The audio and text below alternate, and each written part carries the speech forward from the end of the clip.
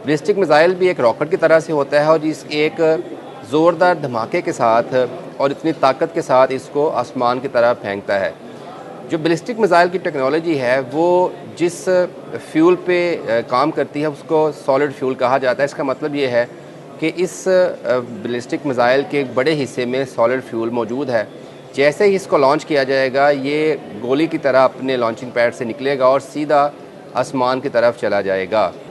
जब मिसाइल को यहाँ से लॉन्च किया गया उसने बूस्ट फेज़ से गुज़रा, अगर तब उसकी स्पीड 3 आवाज़ की रफ़्तार से 3 गुना ज़्यादा थी, तो जब ये ज़मीन के मदार से बाहर निकल कर वापस अपने टारगेट की तरफ आया तो इसकी जो स्पीड है वो 5 से 6 या 7 गुना भी ज़्यादा हो सकती है। और यही वजह होती है कि जैसे ही ज़मीन के मदार से मिसाइल वापस आता है तो जितने भी एयर डिफेंस सिस्टम होते हैं ये उसको पकड़ने में नाकाम हो जाते हैं। और यही वजह है कि ईरान जैसे ही बैलिस्टिक मिसाइल इस्तेमाल करता है तो वो बहुत हद तक अपने टारगेट्स को लगते हैं। ईरान से इसराइल का जो फासला है वो तकरीबन 1000 किलोमीटर तक बनता है और जो मीडियम रेंज के बैलिस्टिक मिसाइल्स हैं वो 1400 किलोमीटर तक ईरानी जो मिसाइल है वो अपने टारगेट को हिट कर सकते हैं। अस्सलाम वालेकुम नाजरीन, मेरा नाम है वकास अहमद। नाजरीन, जब से ईरान इसराइल की जंग शुरू हुई है हम रोज़ सुनते हैं कि ईरान ने इसराइल पर बैलिस्टिक मिसाइल दागे। हम ये भी सुनते हैं कि ईरान ने इसराइल पर सुपरसोनिक और हाइपरसोनिक बैलिस्टिक मिसाइल दागे। लेकिन क्या आप जानते हैं ये जो बैलिस्टिक मिसाइल की टेक्नोलॉजी है ये बेसिकली है क्या और ये किस तरह से काम करती है? किस तरह से ईरान के जो बैलिस्टिक मिसाइल हैं वो इसराइल के दिफाई निज़ाम को मात देकर अपने टारगेट को हिट करते हैं?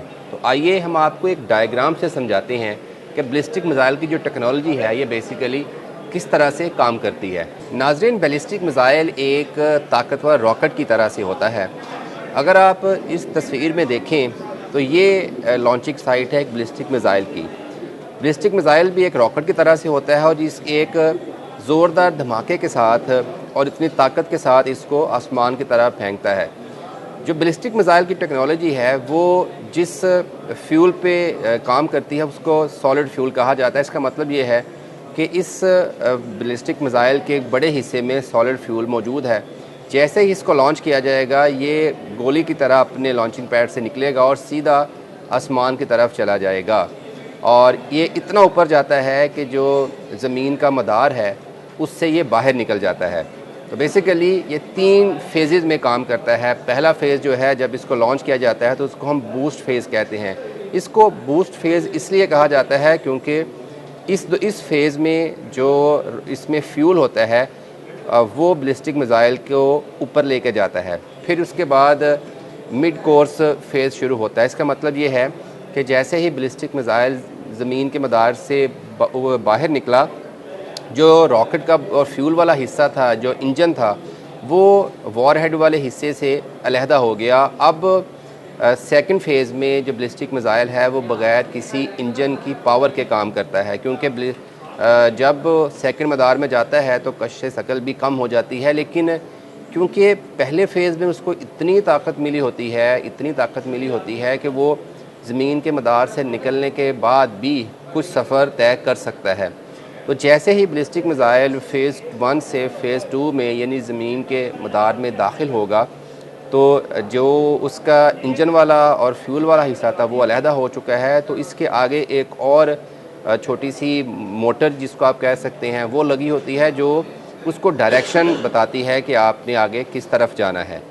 फिर सेकंड फ़ेज़ में वही जो वॉरहेड है और मिसाइल का जो बचने वाला हिस्सा है वो अपनी डायरेक्शन अपने टारगेट की तरफ तय करता है। और जब उसको ये यकीन आ जाता है कि अब अगर वो ज़मीन की तरफ नीचे आएगा तो अपने टारगेट को हिट करेगा। तो जैसे ही मिसाइल अपना जो फ्रंट हिस्सा होता है वो ज़मीन की तरफ टर्न करता है तो कशिश शकल की वजह से जो मिसाइल है वो अपने टारगेट की तरफ आना शुरू कर देता है।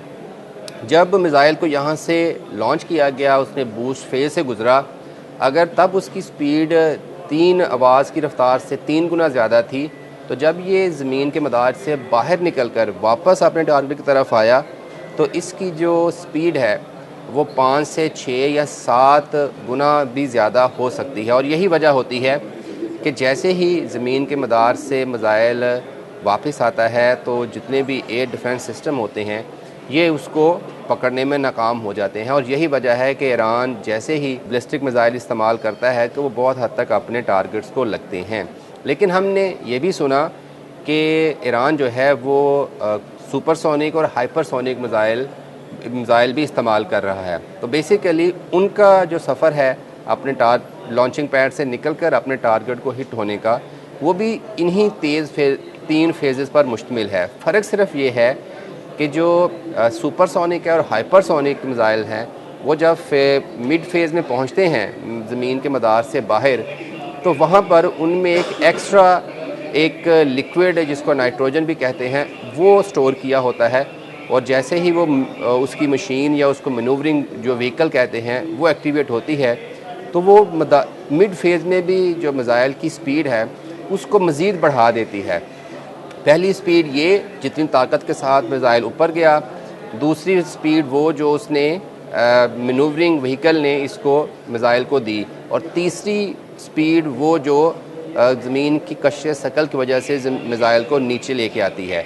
तो आप अंदाज़ा करें कि एक इसराइल का जो एयर डिफेंस सिस्टम है वो अगर एक सिंपल बैलिस्टिक मिसाइल को भी जो है वो इंटरसेप्ट 100% नहीं कर सकता, तो फिर जो सुपरसोनिक और हाइपरसोनिक मिसाइल हैं उसको किस तरह से जो है वो अपने वो हवा में या जो ज़मीन के मदार के बाहर इंटरसेप्ट करेगा। यही वजह है कि जैसे जैसे ईरान सुपरसोनिक और हाइपरसोनिक बैलिस्टिक मिसाइल को फायर कर रहा है इसराइल की तरफ, तो ज़्यादा जो मिसाइल हैं वो अपने टारगेट को जाके लगते हैं। फिर बैलिस्टिक मिसाइल की एक खूबी ये भी है कि बैलिस्टिक मिसाइल को जब यहाँ से लॉन्च किया गया तो इसको बता दिया गया कि आपने फ़लाँ जगह पे जाके अपने टारगेट को हिट होना है।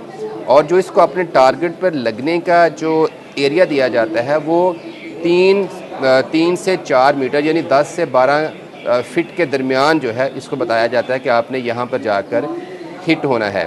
वैसे तो 2 से 3-4 किस्म के बैलिस्टिक मिसाइल हैं जिसको हम शॉर्ट रेंज बैलिस्टिक मिसाइल भी कहते हैं, जिसको हम मीडियम रेंज बैलिस्टिक मिसाइल भी कहते हैं, फिर एक लॉन्ग रेंज बैलिस्टिक मिसाइल है और एक इंटरकॉन्टिनेंटल बैलिस्टिक मिसाइल भी है। लेकिन ईरान इसराइल पर जो बैलिस्टिक मिसाइल फायर करता है वो मोस्टली मीडियम रेंज के बैलिस्टिक मिसाइल होते हैं, क्योंकि ईरान से इसराइल का जो फासला है वो तकरीबन 1000 किलोमीटर तक बनता है, और जो मीडियम रेंज के बैलिस्टिक मिसाइल्स हैं वो 1400 किलोमीटर तक ईरानी जो मिसाइल है वो अपने टारगेट को हिट कर सकते हैं। तो बेसिकली एक रॉकेट जो है वो जो मिसाइल का हिस्सा है, वॉरहेड वाला हिस्सा है, उसको ज़मीन के बाहर मदार से लेके जाता है। वहाँ से जो है वो उसी कुव्वत के साथ अपनी डायरेक्शन तय करता है और बगैर किसी पावर के आके अपने टारगेट को हिट किया करता है। बैलिस्टिक मिसाइल की जो जर्नी है यानी कि उसकी ट्रैवलिंग जो है, जैसे अब ईरान से इसराइल में एक बैलिस्टिक मिसाइल जो है वो 10 से 12 मिनट में पहुंचता है, तो उसमें से सिर्फ 3 या 4 मिनट जो हैं जो सफ़र इसका ज़मीन से लेके ज़मीन के मदार के बाहर निकलने तक है वो सिर्फ इंजन की पावर से करता है, जबकि उसके बाद जो बाकी सारा सफ़र है वो सिर्फ ज़मीन की कशिश के हिसाब से करता है। और यही वजह है कि ईरान के जो बैलिस्टिक मिसाइल हैं, हाइपरसोनिक हों या फिर वो सुपरसोनिक हो, वो इसराइल के लिए आए रोज़ दर्द सर बन रहे हैं। YouTube पर गूगली न्यूज देखने के लिए youtube.com की सर्च बार में गूगली न्यूज टीवी टाइप करें। गूगली न्यूज के पेज पर सुर्ख रंग के सब्सक्रिप्शन वाले बटन पर क्लिक करना ना भूलिए। YouTube पेज पर अपलोड होने वाली वीडियोस से बाखबर रहने के लिए बेल आइकन पर क्लिक कीजिए। आपको हर नई वीडियो के बारे में नोटिफिकेशन मौसूल हो जाएगा।